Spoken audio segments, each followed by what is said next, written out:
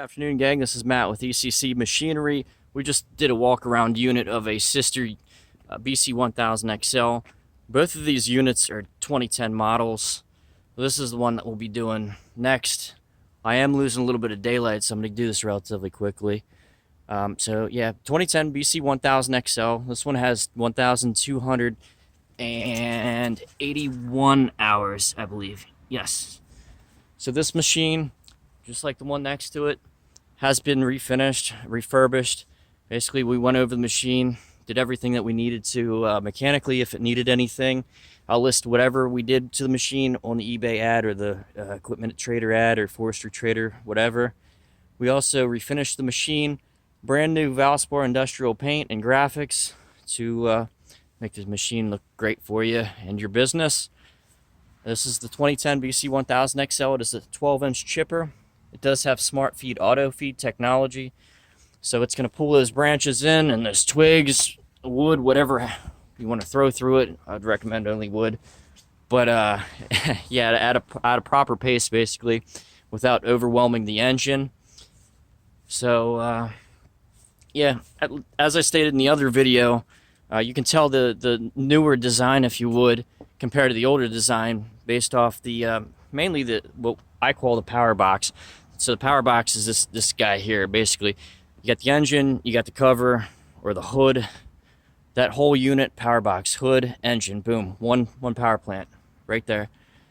So there's that, and then there's also, you can tell the 2010, the newer, based off of this guy here. This is just the belt cover. So belt's right underneath that. If and when you do need to replace the belt, depending on how long you have the piece of equipment, just take off the bolts. They're very accessible compared to the old ones. One thing about the newer design compared to the older design, this one doesn't have a storage box on the side, so that's the only downfall.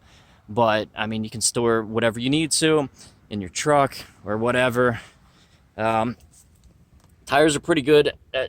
Since it's kind of dark, can't really take a picture of it or show it on video, but tread is really deep. If I had to guess, I want to say that these are either new or newer, probably 11-30 seconds. This particular BC1000XL also has the cone holder. Here's where you access the drum, right there. You can change your blades.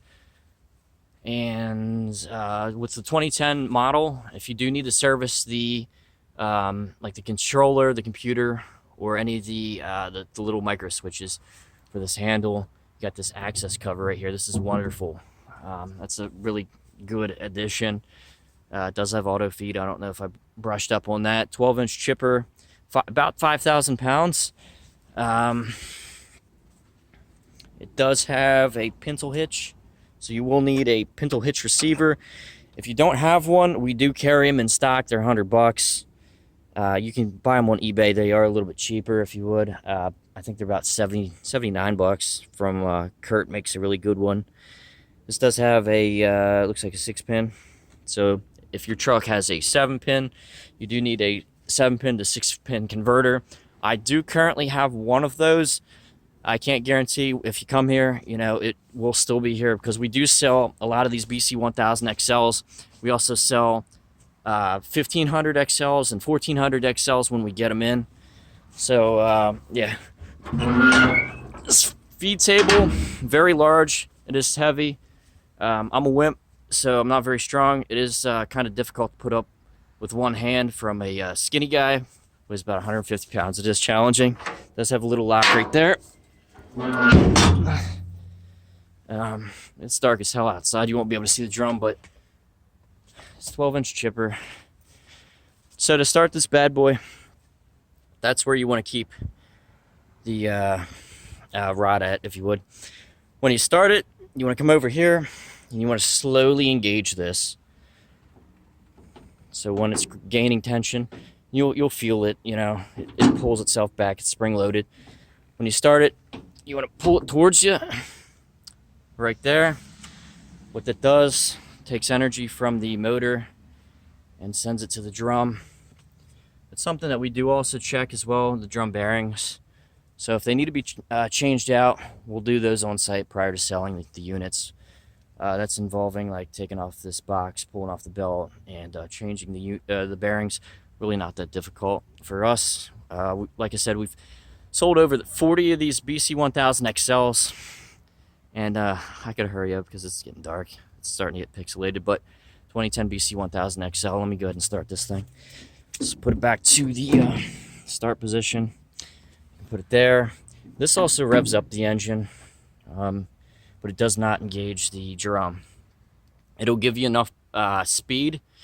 So basically, the motor has to reach a certain RPM for the feed wheels to operate, and changing it to right there basically increases the RPM, pulls throttle cable, allows that guy to move. But like I said, you want to bring it up and towards you. So 1,281 hours, just a quick operation.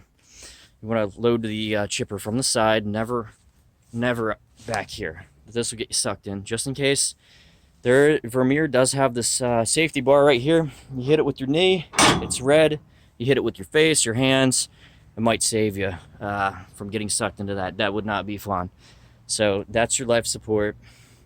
But ultimately, you don't want to end up in there. Just don't be stupid. If you have any questions, call Vermeer, call us. It's really easy. This machine's one of the best that is around. It is a what do you call it?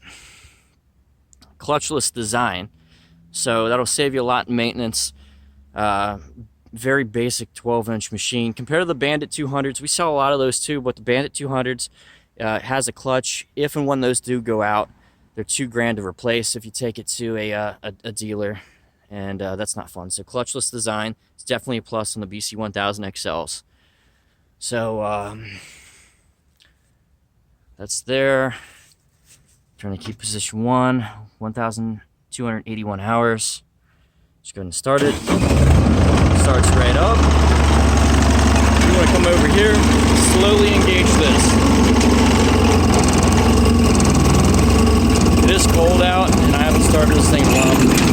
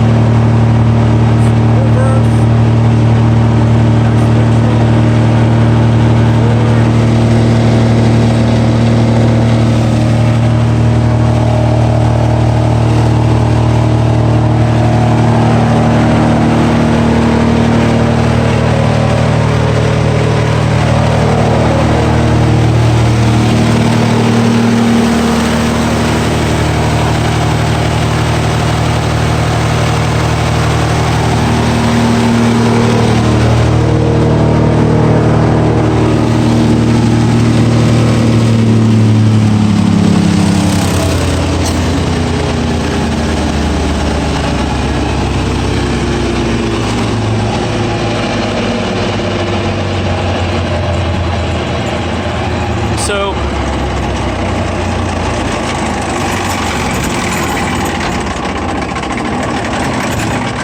let's go. There you go. So to recap, that's the 2010 BC1000 XL. There's two ways to stop this machine. There's the way that I did, which is a lot faster. Basically, the motor uses the drum. It still has tension on it, and you leave it in this position. If you release the tension, put it back into the starting mode, turned off the motor would turn off, but the drum would still spin for probably a good, I don't know, 2 or 3 minutes.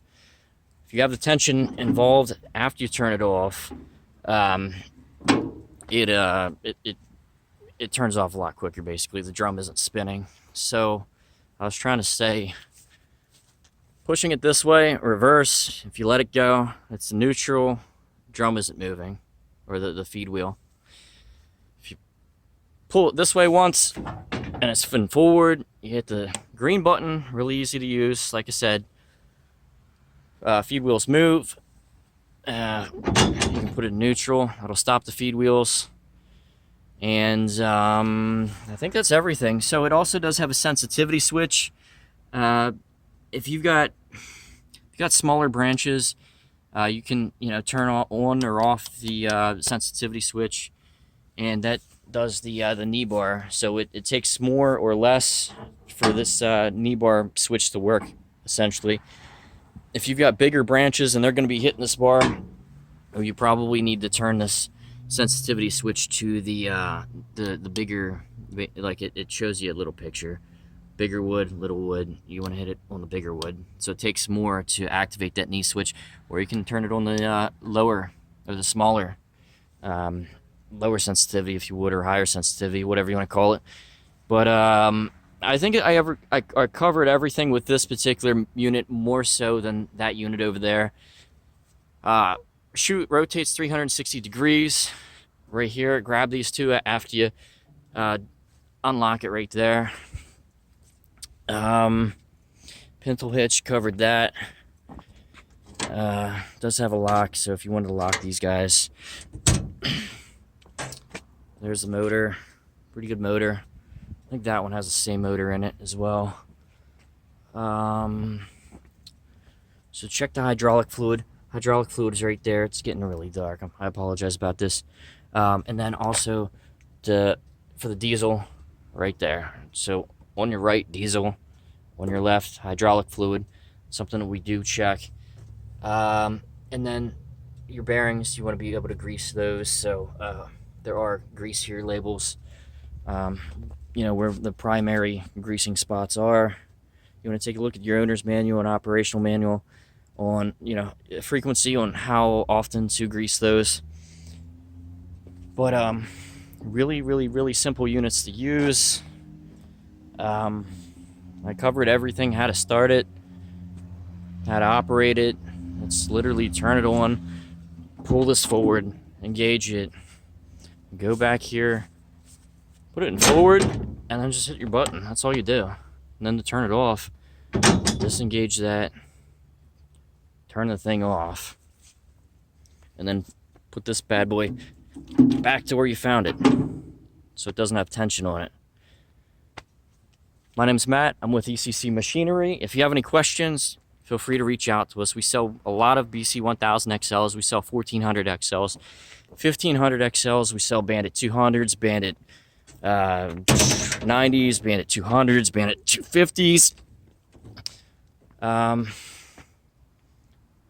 Bandit 1890s, basically whatever we can get. So, like I said, any questions, give us a call. We're here to make you happy.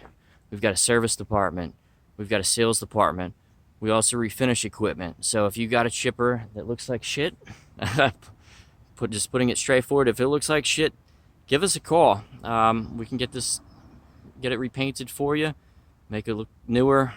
I don't want to say like new, because some of these chippers, they come in looking bad. They're pitted, or they have rust holes on them. Something like that we can address with either welding new pieces on, cutting out the bad stuff, the old stuff, or we can use a product what's called Tiger Hair, basically filler for any pitted sections. So anything mechanical we do, we'll do anything basically. We've swapped frames before, we've done engines, but both of these units, real low hours, both are 2010. That one has like 400 something. This one's only 1200. We buy units up to 5,000 hours. We've seen units, depending on what it is, up to 20,000 hours. These particular units, we feel comfortable buying up to 5,000, but a lot of our units that come in are lower hour units. So as you can see, the paint is real glossy, real reflective, looks very, very new. And I appreciate your time if you watched this whole video. And like I said again, my name is Matt. I'll be your sales guy. If you have any questions, reach out to me. Thank you.